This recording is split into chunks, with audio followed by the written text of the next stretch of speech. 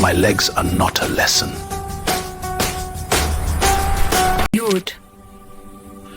I want to walk without asking. I believe the easy story. That you are fading. African Karma Stories. Monday arrives with Sandton quiet, elevators humming, traffic distant, a kettle clicking on. Thabo Dlamini sits on the edge of his bed and reaches for his cane. Nothing. He listens, hoping it is nearby. His fingers pat the spot beside the nightstand, then the floor, then the wall as if the cane might be standing there out of habit. He keeps his face steady. He refuses the panic that rises first, because panic is what makes people talk to him like a child. In the kitchen, water runs. A cupboard shuts. Keys jingle. "Zinhle," he calls, careful and calm. "My cane." Footsteps hesitate, then hurry, too quick, too practiced. Naledi appears in the doorway wearing a smile that already carries an answer. "Baba Thabo," she says softly, like she's soothing him. "You must stop misplacing things." Thabo swallows. He doesn't misplace his cane. He sleeps next to it. Without it, the short walk to the bathroom becomes a negotiation with gravity. He tries to stand anyway. His knee trembles. His ankle rolls just enough to remind him what falling feels like. A chair scrapes. Someone sucks in a breath. Zinhle steps into view, hair half done, blazer over one arm. Her eyes flick from his bare hand to Naledi's face, searching for the quickest version of peace. "Dad, it's okay," she says. "We'll find it. Maybe you moved it." Maybe. The word lands like a verdict. Thabo stays upright by holding the wardrobe handle. He hates how small that makes him feel. He hates more that he has to ask. "Naledi," he says, voice lower. "Where did you put it?" Naledi's smile tightens. "I didn't put anything anywhere. You were up early. You know Mondays are busy. We can't stop the whole house because you forget." Busy. Mondays. The deep clean day. Laundry day. Shopping day. The day his pace becomes everyone's inconvenience. From the hall, Cabello watches without speaking. He isn't smiling. He isn't arguing.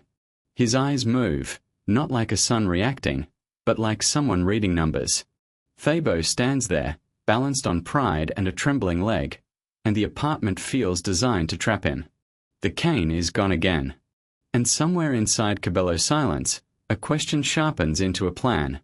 If it happens every Monday, then Monday is the clue. Sandton moves fast. Gate codes, lift doors, WhatsApp pings, shoes on tile at 6:30.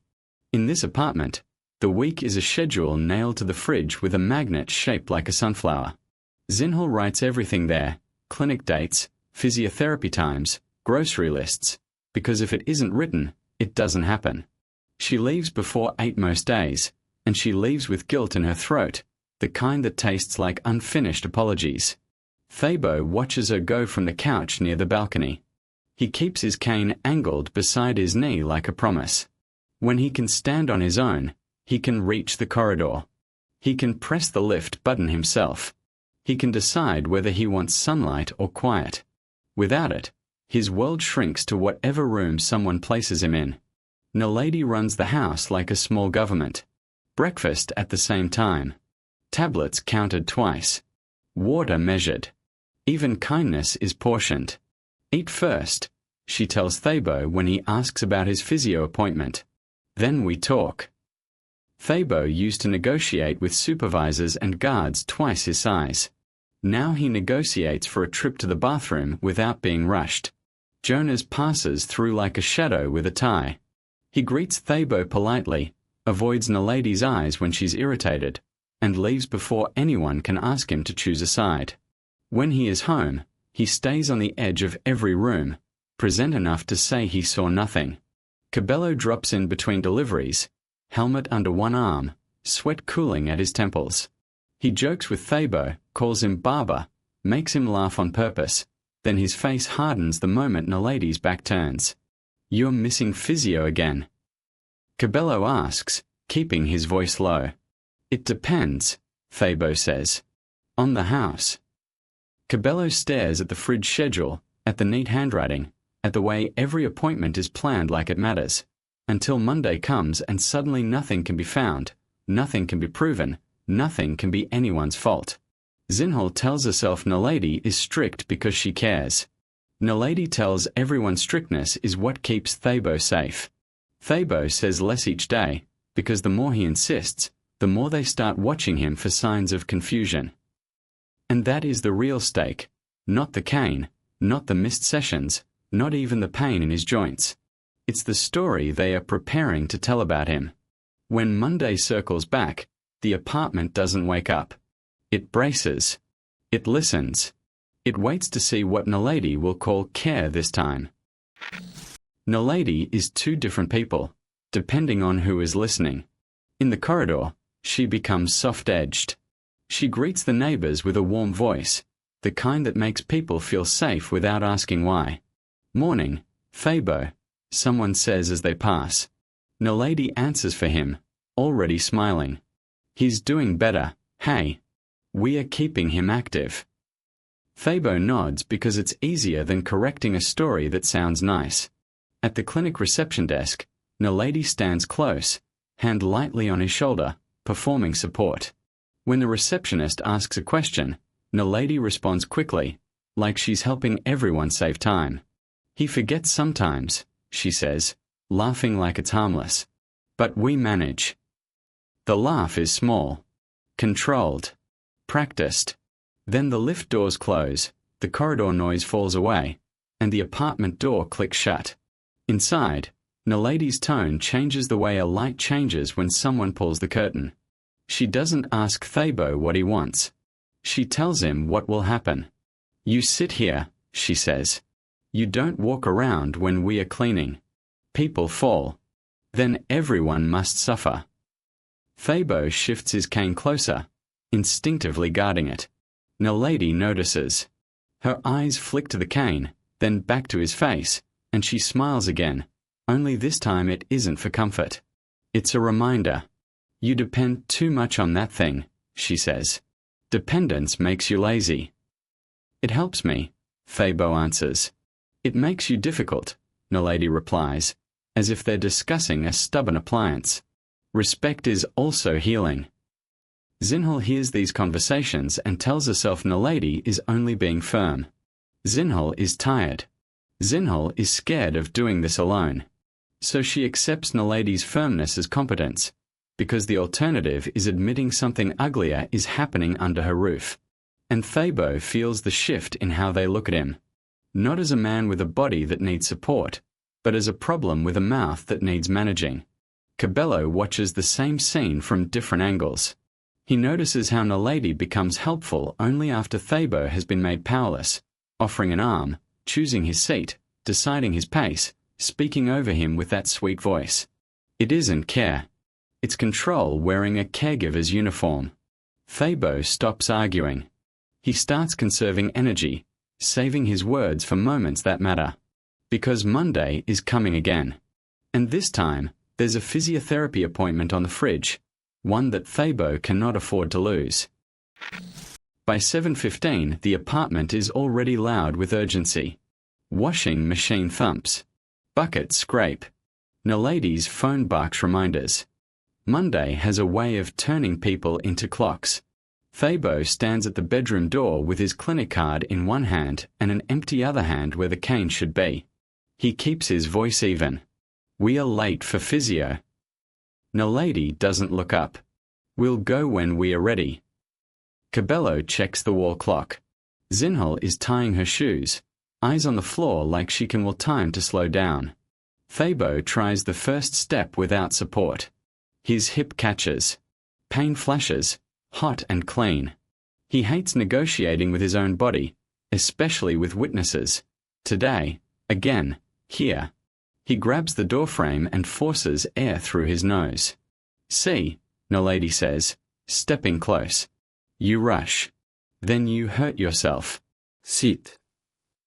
"It's not rushing," Thabo says. It's walking. They leave too late. In the lift, Thabo leans on Zinhle's arm, and every sway of the building feels like a verdict. Naledi talks the whole time, narrating his body as if he isn't there. He gets confused in the mornings. He hides things. It's the age. At the clinic, Dr. Amina Patel meets them with a clipboard and a calm face that doesn't soften for performance. She greets Thabo first. "Mr. Dlamini, how are you managing at home?" Thabo answers before Naledi can.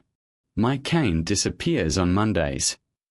Naledi laughs quickly. "Doctor, you know. He forgets. We search. We help him." Dr. Patel's eyes stay on Thabo. "Do you forget where you place it on other days?" "No," Thabo says. "Only Mondays." Silence settles, heavy as a closed file. Saifo Kamalo, the physiotherapist, kneels to Thabo's level. "Your plan depends on consistent support. No cane means you compensate. That delays healing."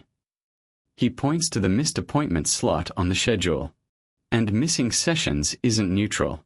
It's harm." Naledi's smile returns, controlled. "We are doing our best." Dr. Patel writes without looking up. She asks Thabo to repeat the timeline. She asks who is home. She asks what happens after the cane is gone. Each answer lands in ink. When they step back outside, Zinhle's face is tight, like she has been corrected in public. Naledi walks ahead, already talking. "This is what I mean. He is declining. We must think about a facility. Somewhere strict. Somewhere safe."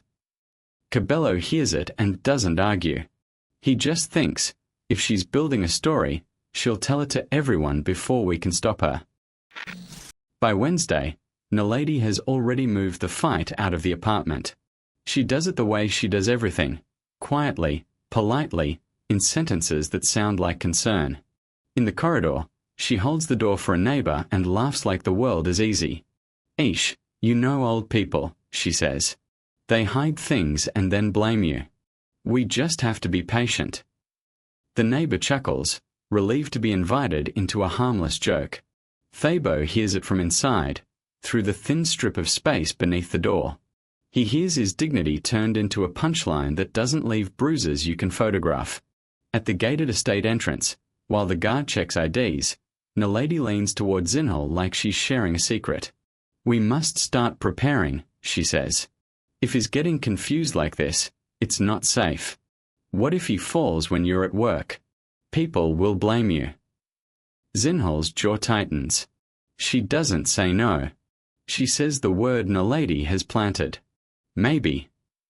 Maybe becomes a hallway echo. In the apartment, Zinhle repeats Naledi's phrasing without noticing. "Dad, you know you get mixed up in the mornings. Dad, you must help us help you.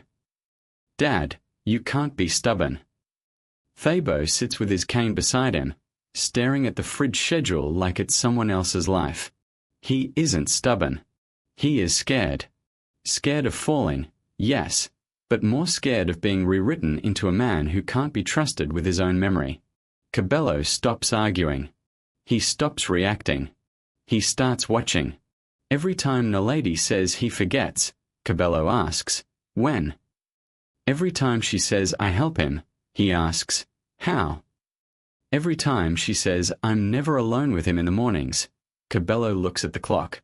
On Friday night, while Naledi talks on the phone in the kitchen, soft voice, sad voice, the voice of a martyr, Cabello pulls out a school notebook and opens it flat on the table.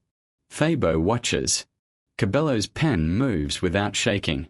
Monday, 6:58, kettle on. 7:03, Zinhle in bathroom. 7:06, Jonas leaves for work. 7:10, Naledi in corridor taking out trash. 7:12, Thabo calls out, "My cane." Cabello turns the page. The same day, different week. The same minutes. He doesn't need a confession. He doesn't need a fight. He just needs one thing that doesn't lie. Thabo leans forward, voice low. "Why are you writing this?" Because she's making you sound crazy, Cabello says. And schedules don't go crazy. He taps the notebook once, then closes it like a decision. Next Monday, he says, we stop guessing. And for the first time in weeks, Thabo feels something besides humiliation.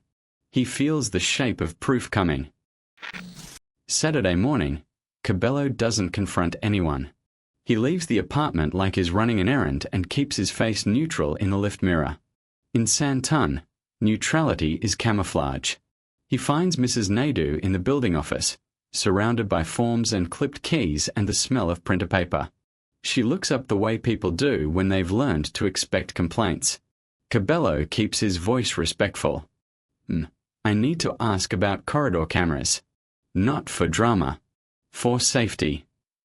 Mrs. Naidu's pen pauses. Whose safety? My grandfather's, Cabello says.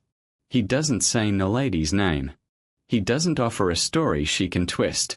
He offers dates. Every Monday morning, something happens. Same time window. I want to know what the building can confirm if we submit a formal report. Mrs. Naidu leans back, interest sharpening into caution. We don't release footage casually, she says. You need specific times. A written incident statement. And even then, we follow policy. Cabello nods like he expected that. If I give you the times, will you log it? Yes, she says. If you put it in writing.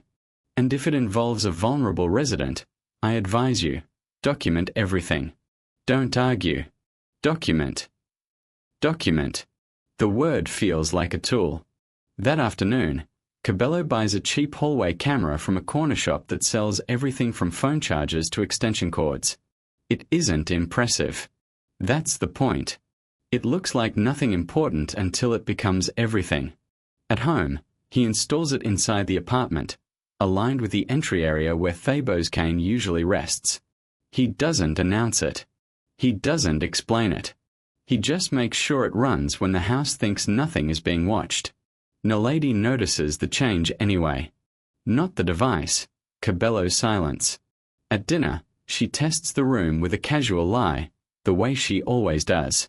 I'm never alone with your father in the mornings, she tells Zinhle, spoon tapping lightly against a plate. Never. So how can I be the problem? Zinhle nods, relieved to accept the answer.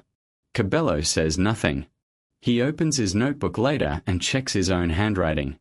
Every Monday there is a gap, 12 minutes. When Zinhle is in the bathroom, Jonas is already out, and Nalady is the only person moving freely between rooms and corridor. 12 minutes. Every Monday. Cabello closes the notebook and looks at Thabo. Don't change anything, he says softly. Just be you. Thabo's throat tightens. And if she finds out?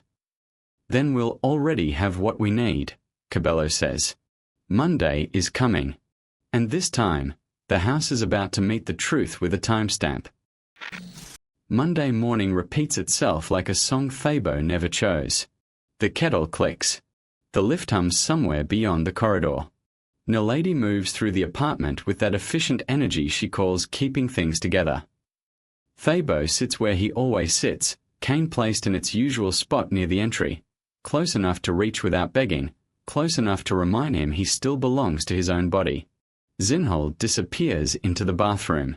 Jonas checks his phone and steps out, already late. Cabello says almost nothing, just watches the minutes stack up the way they always do. Then Nalady crosses the living room. Not rushing. Not sneaking. Just deciding. Her hand reaches down, grips the cane like it's a broom someone left out, and lifts it with the casual confidence of a person who believes she has the right. She pauses, head tilted, listening, making sure the house is distracted the way it always is on Mondays. Then she carries it out of the frame. Thabo hears the soft shift of air and looks up, confused for a heartbeat, like maybe he blinked too long. Minutes later, Nalady comes back into the room empty-handed, already wearing the helpful face. Baba Thabo, she says, sweet as tea. Where did you put it now? Thabo's jaw tightens. It was there, Naledi clicks her tongue. You see? This is what I'm talking about. Cabello doesn't move. He doesn't defend. He doesn't accuse. He lets the scene play out exactly as it always does, because this time it isn't just a scene. It's evidence. Later, when Naledi is in the kitchen, talking too loudly on the phone, Cabello pulls Thabo close to the small screen. The cheap camera footage loads in choppy silence, then sharpens into the moment that changes everything. Thabo watches Naledi pick up the cane.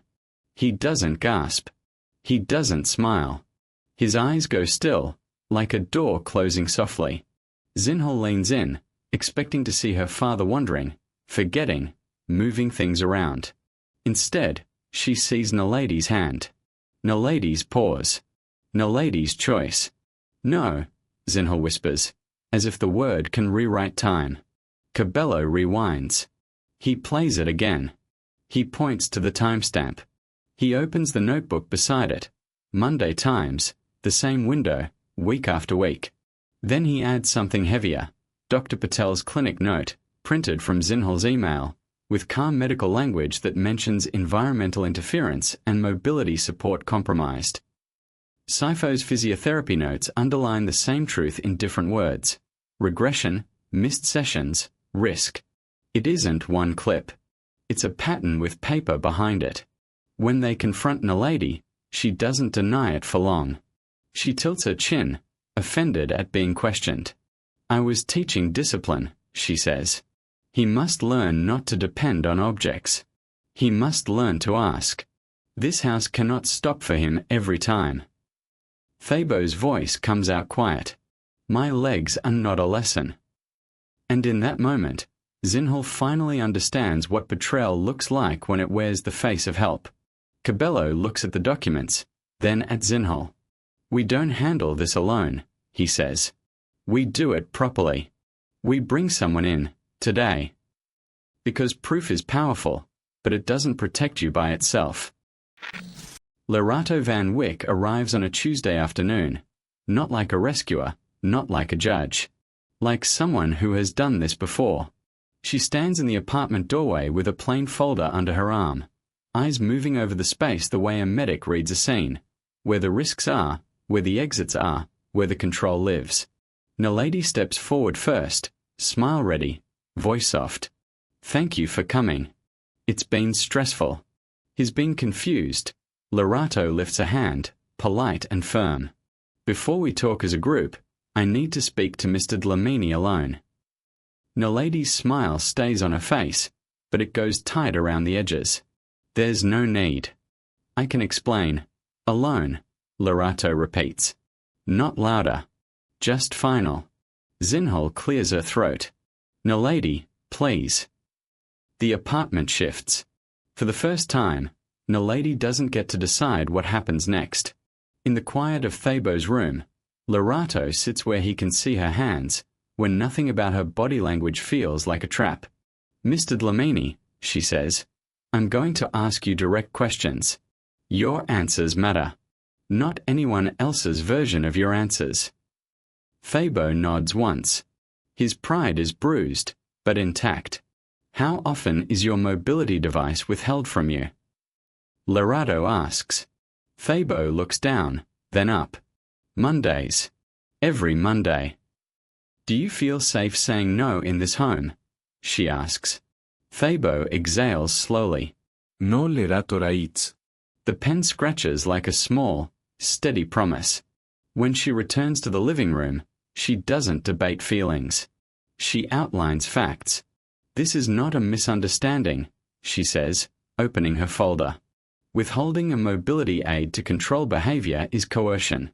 It increases fall risk. It interferes with medical care. And it violates basic mobility rights. Naledi scoffs, offended. I'm family. I'm the one doing the work. You people don't understand discipline. Lerato looks at her fully now. Discipline is not an acceptable reason to restrict an adult's movement. She turns to Zinhle. We are putting a safety plan in place today. She lists it like steps, not like suggestions. First, The cane stays in a consistent, visible place that Thabo chooses. If it moves, we document who moved it and why. Naledi opens her mouth. Lorado doesn't let her fill the room. Second, caregiving duties change immediately. Naledi is not the primary caregiver. Zinhle and Cabello decide who assists Thabo, and Mr. Dlamini has veto power. Jonas shifts, discomfort finally crawling onto his face. This is serious. It is, Lorato says, without heat. Third, clinic and physiotherapy attendance is tracked. If appointments are missed, we record the reason. If the reason is interference, it escalates. Naledi's voice rises. So you're threatening me? Lorado's tone stays even. I'm informing you. If interference continues, we involve formal protective measures. This can move beyond a family meeting. Cabello steps in. Mrs. Naidu can log corridor incidents too, he says. We can document everything. Lorato nods once. Good. Documentation protects Mr. Dlamini.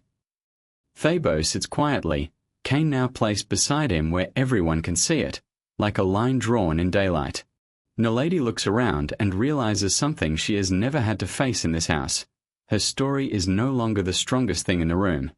And as the meeting ends, Lorato turns to Thabo gently. Next, we focus on rebuilding your confidence, physio, routine, and your voice. Thabo grips the cane. I want to walk without asking. Lorato nods. Then that's where we start.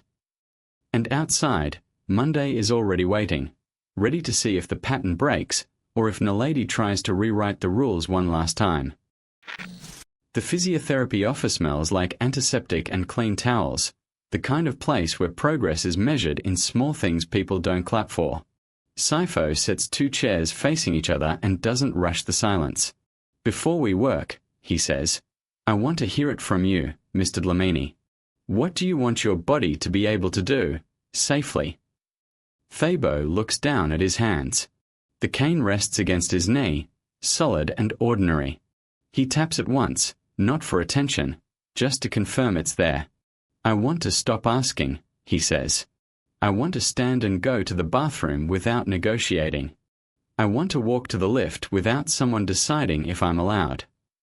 Sifo nods like those are clinical goals, because they are. Good. Then our plan isn't just strength. It's consistency. Predictability.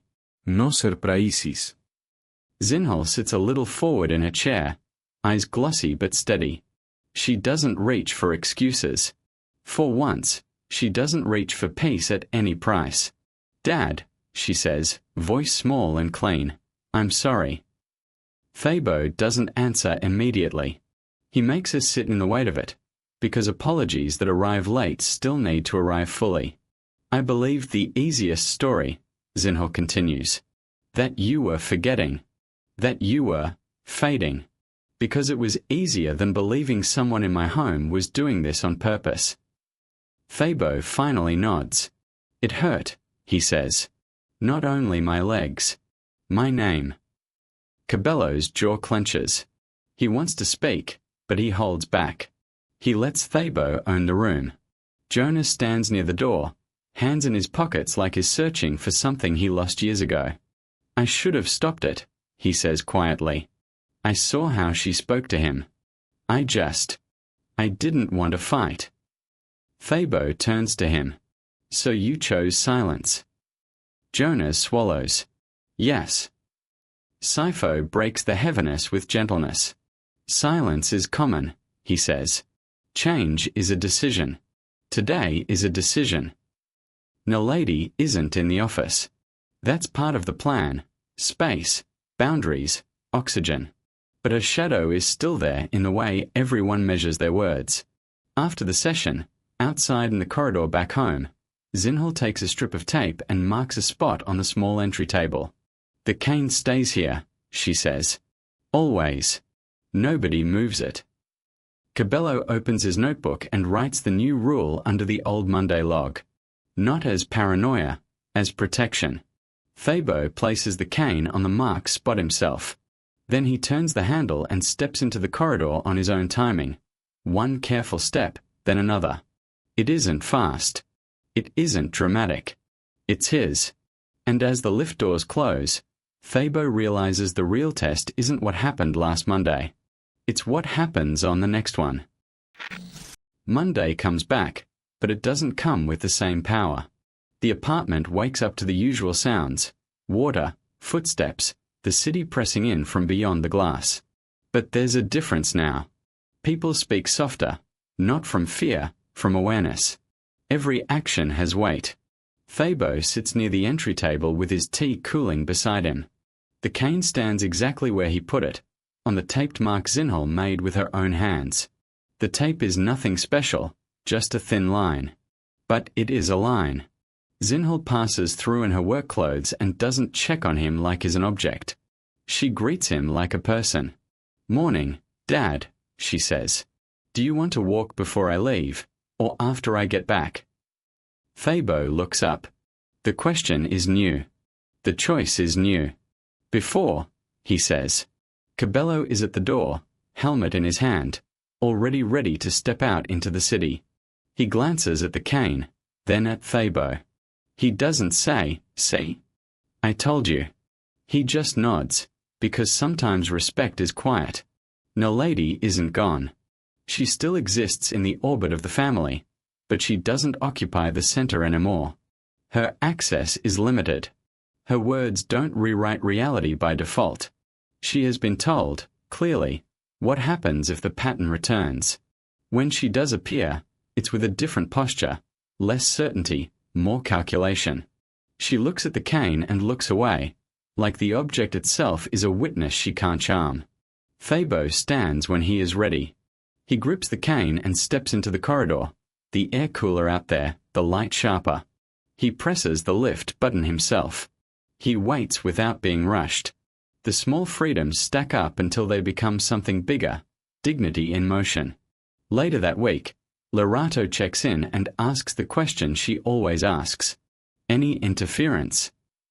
Zinhle answers without flinching. No, Sipho's notes start looking different too. Steadier attendance, safer gait, less strain. Not because Thabo's body suddenly becomes young, but because his environment stops fighting him. Thabo keeps the notebook now. Not because he's afraid of Mondays, but because he understands something he didn't want to learn this late in life. Patterns are evidence. Dates are protection. Silence is permission. In this home, the timestamp used to mark the moment he lost his cane. Now, it marks the moment he picks it up, on purpose. And if you're watching this and a small thing keeps happening to someone vulnerable in your world, every Monday, every payday, every time the house gets busy, don't wait for it to become a tragedy before you call it what it is. Write it down. Keep the times. Tell a professional. Put safety above comfort. Because care that requires someone else to lose their freedom isn't care. It's control.